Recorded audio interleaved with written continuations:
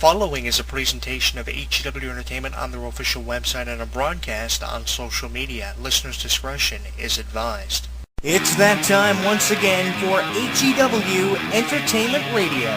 And that's all I got to say about that. Hosted by Jonathan Clarke. Gotta beat the man! You gotta beat the man! Whoa! Be sure to join us in the live chat room during the show. Hulkamania is running wild like it's never ran before. Call us on one of our request lines. If you live in the United States, call us at 1-641-985-7800, box number 3729280. If you're from Canada and would like to call us from 1-647-724-4194, box number 3729280. Long distance charges may apply in some areas. I've been the World Heavyweight Champion 10 times. Or you can always drop us a line at MySpace, myspace.com/HEW Entertainment. And you will rest in peace. Emailing us works for you too. Email us HEWWrestling@hotmail.com. I am a wrestling god. JBL.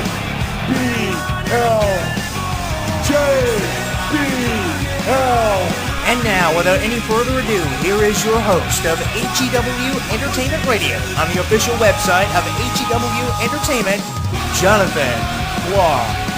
The champ is here.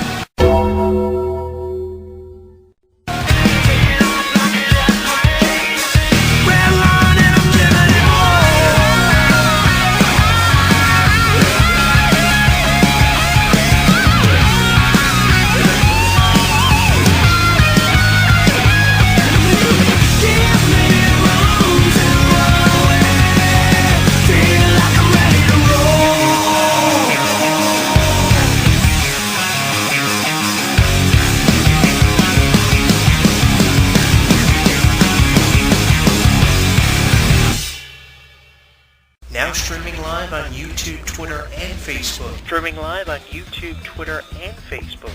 HEW Entertainment Radio is inviting you to comment on our video blogs, join the conversation, and like us. So what are you waiting for? Log on and listen now.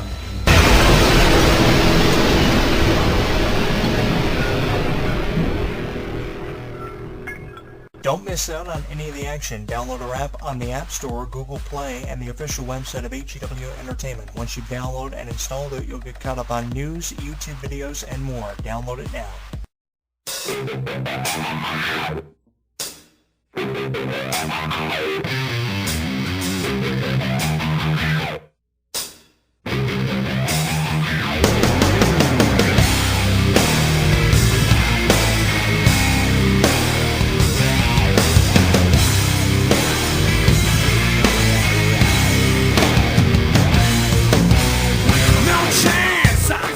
You got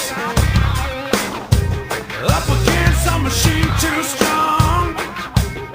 Pretty politicians buying souls for us all.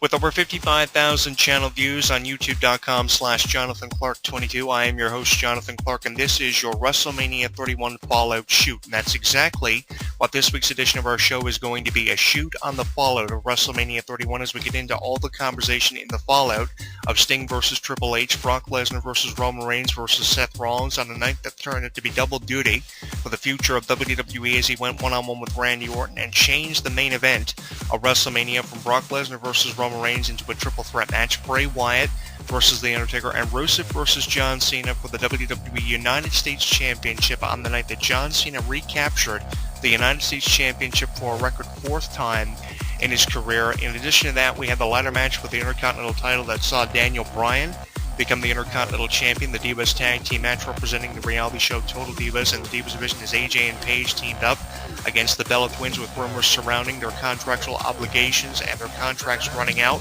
and their departure from WWE. So much to get into, but I know more than ever, because of the fallout of this year's WrestleMania, that WWE are just full of corporate ass-kissing, maniacal, megalomaniac sons of bitches who don't care about anyone, only themselves, and they're only going to do anything to benefit themselves, not the WWE fans. I have a number that tells all, in my opinion, the statistic of over 76,967 fans who were in attendance for WrestleMania, setting a record for attendance for WrestleMania, one of the biggest WrestleMania crowds live.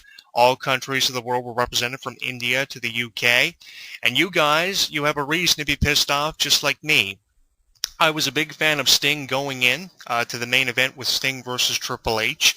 Wasn't expecting the Wolfpack or Degeneration X to be involved in the capacity that they were, and that really fucked the match up. How does WWE get away with treating an icon like Sting, who's represented WCW so phenomenally? He was really the poster child at the forefront of WCW. How did they get away with disrespecting the legacy of Sting the way that they did at WrestleMania? Sting puts Triple H in the Scorpion Deathlock. From there, Shawn Michaels comes from out of nowhere, a crippled has-been, and super kicks Sting from out of nowhere.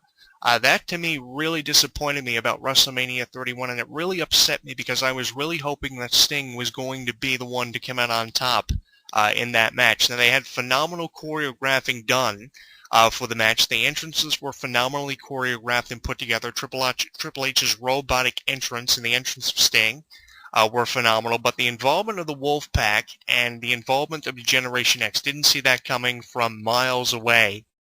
If anything, I was expecting interference from Stephanie in the match because of the promo between Stephanie and Sting the week before WrestleMania, 6 days prior to the biggest WrestleMania of all time, as they were allowing it was going to be. But there was way too much interference in this match, and the only thing that really got the match over was the fact that Sting and Triple H shook hands at the conclusion of the match, and that leads me to believe that Triple H will go on to become a fan favorite down the road, and he'll probably benefit people like Sting and Brock Lesnar in the fallout of this year's WrestleMania. But I was really upset.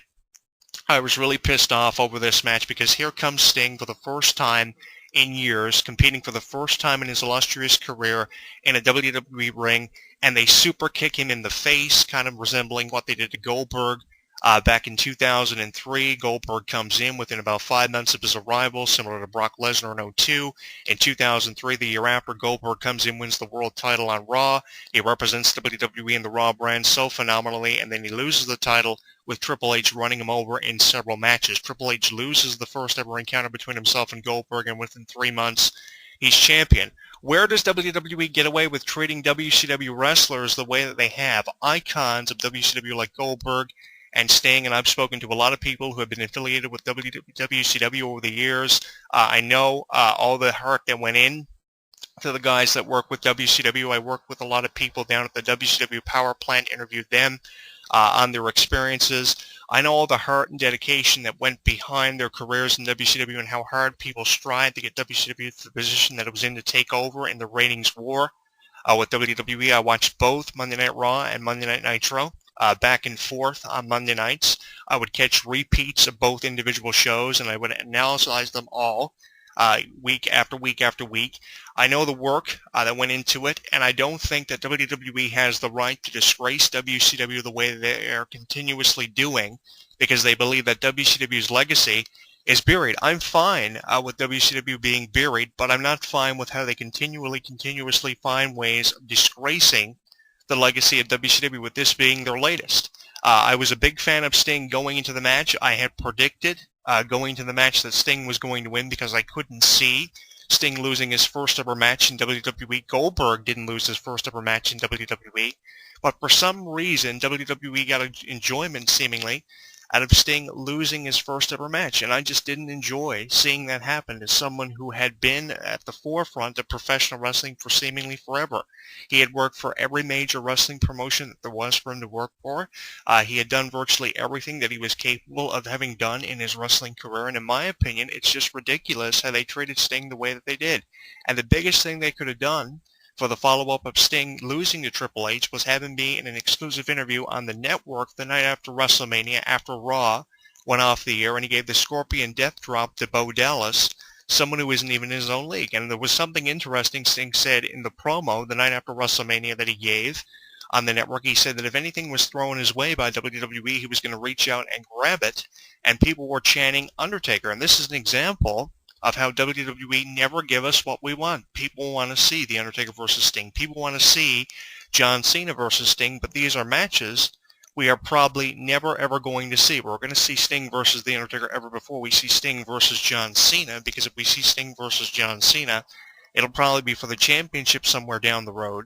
But the thing is, WWE never give us what we want. Years ago, we wanted to see Undertaker versus Shawn Michaels versus Triple H in a triple threat match at WrestleMania 28. We didn't get that. I mean, there's so many things we've been let down on by WWE, and we've been really pleased with the outcomes of ECW.